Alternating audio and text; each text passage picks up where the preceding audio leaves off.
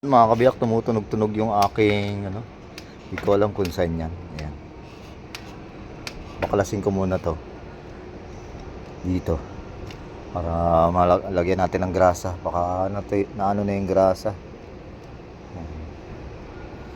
Sana hindi na damage yung ating headset. Ayan. Ayan, ito yung gagamitin natin.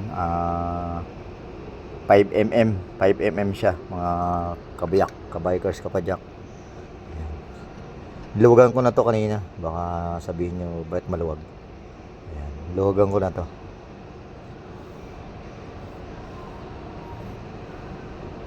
Ayan, medyo nagtututong-tutong na yung grasa. Natin tanggalin itong stem.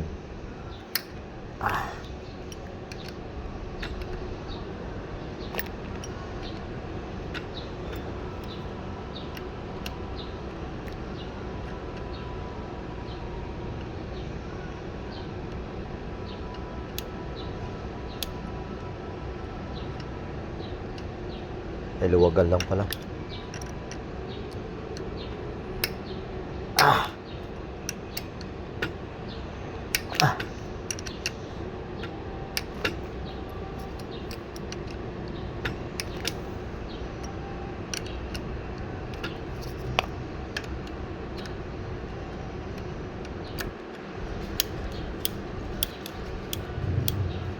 Yan, nahugot ko na.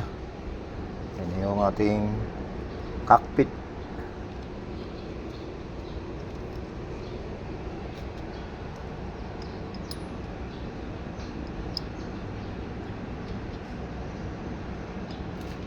Dami nating spacer, no? Hindi ko kasi tinabasan itong aking tinidor. Ilan yung spacer natin? Tatlong malalaki.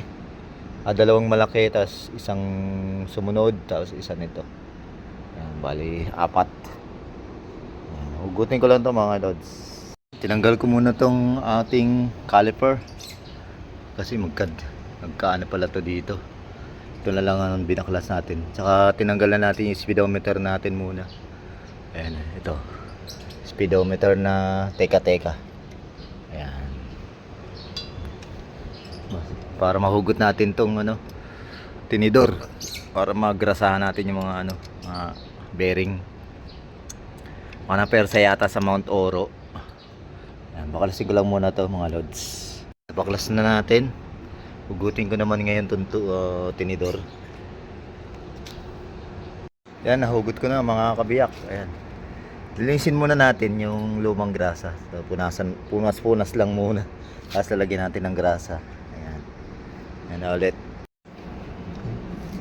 Yan, nabaklas ko na mga kabiyak. Ayan.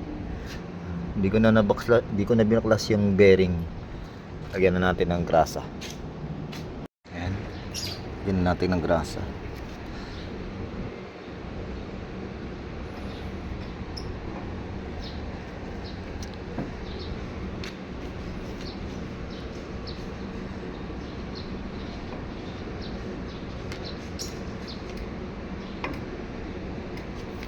Dito rin.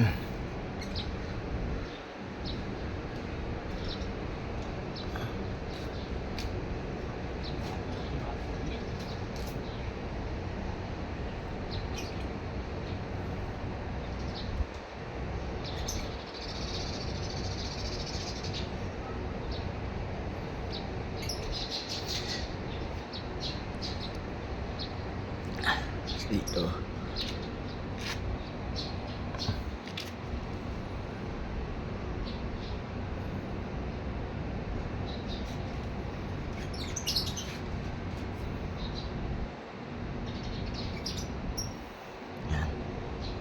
Naisalpak ko na. Ito muna unang hinigpitan para sumalpak siya yung bearing na tumalpak.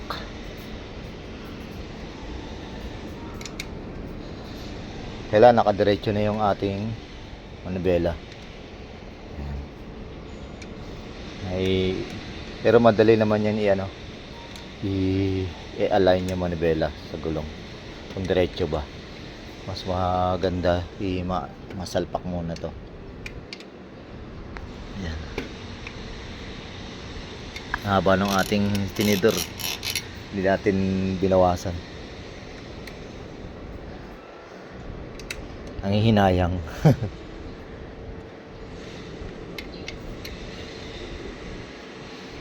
Nakikabit na natin. Wala na gano'ng lagitik. Yan, grasa lang pala kulang. Yan, thank you for watching mga kabiyak.